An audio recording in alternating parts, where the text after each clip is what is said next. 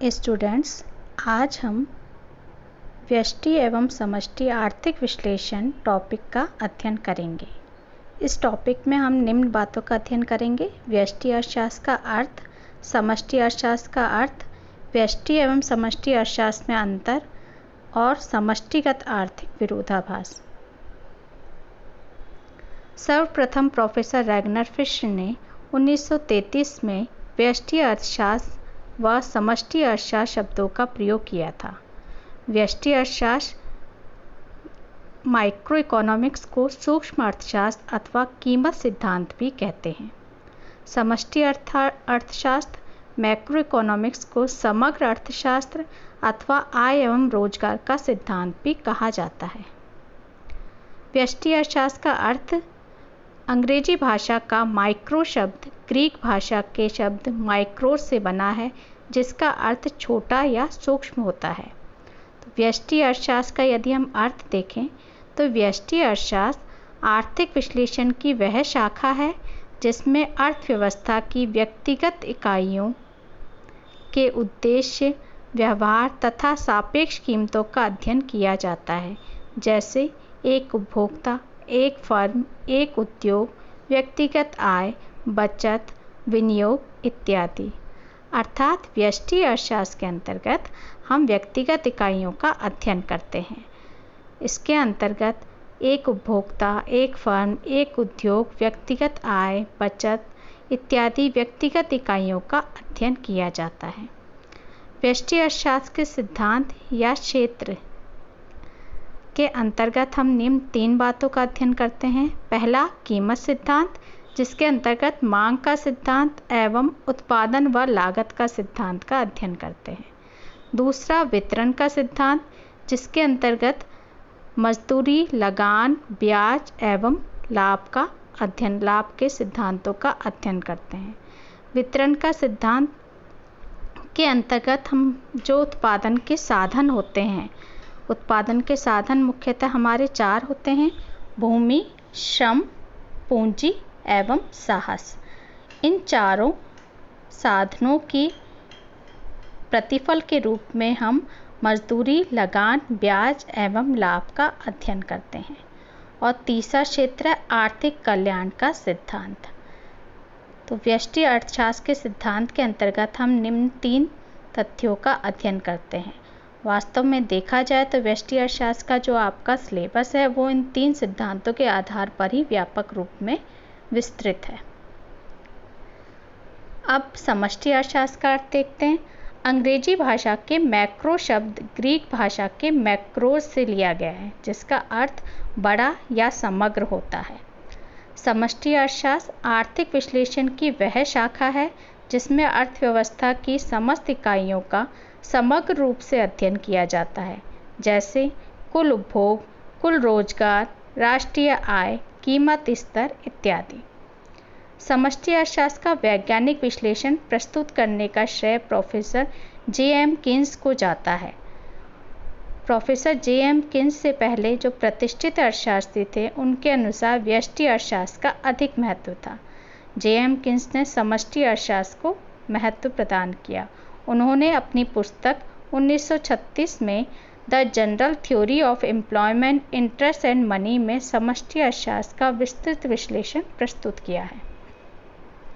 अब समष्टि और व्यष्टि अर्थशास्त्र के मध्य हम अंतर देखेंगे, जिनको हम संक्षेप में देखेंगे उनके अंतरों के आधार पर। पहला पॉइंट है हमारा सामूहिकता के स्तर में अंतर। सामूहिकता के स्तर के अंतर्गत व्यष्टि अर्थशास्त्र अर्थात माइक्रो इकोनॉमिक्स में व्यक्तिगत इकाइयों का अध्ययन किया जाता है, जबकि मैक्रो इकोनॉमिक्स समष्टि अर्थशास्त्र में आर्थिक तत्वों के समूह का अध्ययन किया जाता है, अर्थात संपूर्ण अर्थव्यवस्था का अध्ययन किया जाता है। दूसरा पॉइंट है उद्देश्य में अंतर। व्यष्टि अर्थशास्त्र का उद्देश्य उत्पादन की संरचना, बंटवारा, व्यक्तिगत आर्थिक इकाइयों का उद्देश्य व्यक्तिगत इकाइयों का संतुलन रहता है, परंतु समष्टि अर्थशास्त्र का उद्देश्य कुल उत्पादन स्तर को बनाए रखना, बढ़ाना, उससे संबंधित होता है। तीसरा पॉइंट है आधारभूत अंतर।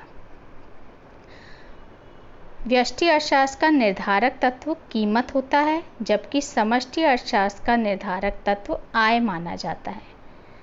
चौथा है अध्ययन के तरीके में अंतर। व्यष्टि अर्थशास्त्र के अंतर्गत हम अध्ययन की आंशिक साम्य विधि का प्रयोग करते हैं, जबकि समष्टि अर्थशास्त्र में सामान्य साम्य विधि का प्रयोग किया जाता है। अगला पॉइंट है मान्यताओं में अंतर। व्यष्टि अर्थशास्त्र के अंतर्गत स्थैतिक मान्यताएं ली जाती हैं, अर्थात ऐसी मान्यताएं जिनमें परिवर्तन नहीं होता है, जबकि समष्टि अर्थशास्त्र के अंतर्गत आदर्शात्मक मान्यताएं होती हैं कि पूर्ण रोजगार कैसे प्राप्त किया जाए। छठा पॉइंट है विश्लेषणात्मक अंतर। व्यष्टि अर्थशास्त्र के अंतर्गत संतुलन की स्थिति में आर्थिक व्यवहार का अध्ययन किया जाता है, जबकि समष्टि अर्थशास्त्र में असंतुलन की स्थिति में आर्थिक व्यवहार का अध्ययन किया जाता है। और हमारा आखिरी पॉइंट है परिवर्तन में अंतर। परिवर्तन के अंतर में आधार पर हम देखते हैं कि कई बार आर्थिक क्रियाएं व्यक्तिगत दृष्टिकोण से बदलती हैं, परंतु सामूहिक दृष्टिकोण में वो स्थिर रहती हैं, अर्थात दोनों में अंतर आ जाता है, एक ही नियम दोनों जगह बदल जाता है।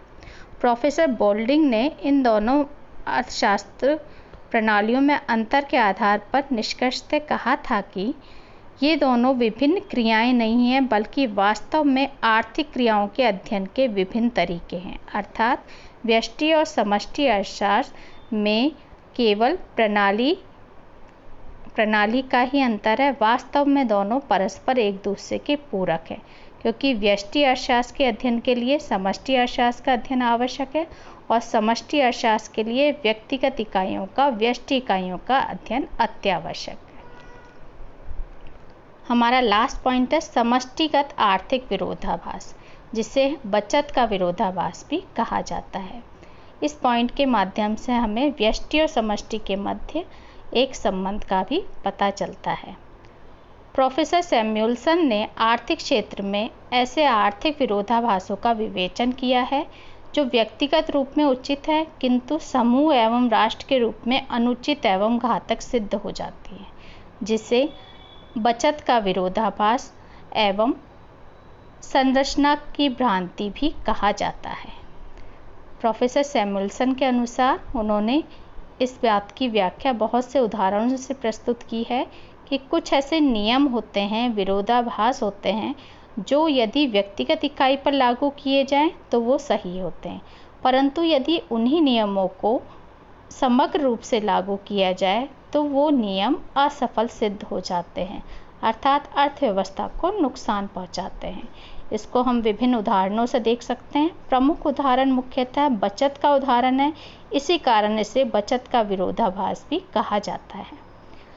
कुछ प्रमुख विरोधाभास इस प्रकार हैं। पहला, व्यक्तिगत बचत एक अच्छा गुण है, किंतु राष्ट्रीय सामूहिक बचत अनुचित एवं अर्थव्यवस्था के लिए घातक सिद्ध हो सकती है। ये हम अपने व्यवहारिक रूप में देखते भी हैं कि यदि एक व्यक्ति बचत करता है तो अच्छी बात है, अपनी भविष्य की आवश्यकताओं की पूर्ति के लिए, आकस्मिक आवश्यकताओं की पूर्ति के लिए बचत करना अच्छी बात है, किंतु यदि सभी व्यक्ति बचत करने लग जाएंगे तो उससे राष्ट्रीय बचत में वृद्धि होगी, बचत में वृद्धि होगी तो उपभोग में कमी होगी, उपभोग में कमी होने से मांग में कमी होगी, और यदि मांग ही नहीं होगी तो उत्पादन में कमी होगी, रोजगार में कमी होगी, अर्थात अर्थव्यवस्था के लिए घातक स्थिति उत्पन्न हो जाएगी। दूसरा पॉइंट है, यदि एक व्यक्ति बैंक से जमा राशियां निकाले तो कोई समस्या नहीं, पर अगर राष्ट्र के सभी व्यक्ति बैंकों से अपनी जमाएं निकालें तो बैंक व्यवस्था फेल हो जाएगी। तीसरा पॉइंट है, एक मजदूर मजदूरी दर कम करके रोजगार प्राप्त कर सकता है, लेकिन सभी मजदूरी दर कम करेंगे तो प्रभावपूर्ण मांग में कमी आएगी, जिससे बेरोजगारी में वृद्धि होगी। मान लीजिए कोई मजदूर है, यदि उसकी मजदूरी 200 रुपये है, यदि वो अपनी मजदूरी दर को कम करके 100 रुपये कम करके रोजगार प्राप्त कर सकता है, परंतु यदि सभी मजदूर मजदूरी कम करेंगे तो उनकी आय कम होगी तो मजदूरों की प्रभावपूर्ण मांग में कमी आएगी, जिससे बेरोजगारी में और अधिक वृद्धि हो जाएगी।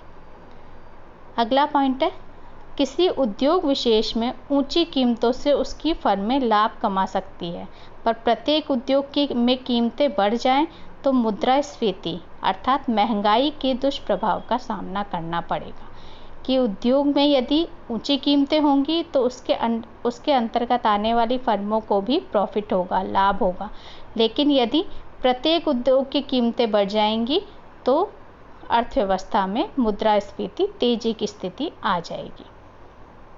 पांचवा और आखिरी उदाहरण है, प्रकृति की कृपा से अच्छी फसल व्यक्तिगत कृषक की आमदनी में वृद्धि कर सकती है, पर अगर समूचे राष्ट्र का कृषि उत्पादन इतना अधिक बढ़ जाए कि अति उत्पादन की स्थिति हो जाए तो कृषि उत्पादों के मूल्यों में भारी गिरावट घातक होगी। कि यदि कृषि उत्पादन इतना अधिक हो गया, अति उत्पादन हो गया, तो कृषि उत्पादन का जो मूल्य है पहले की अपेक्षा गिर जाएगा, तो व्यक्तिगत कृषक को जो लाभ मिलने वाला था वो लाभ भी नहीं मिल पाएगा।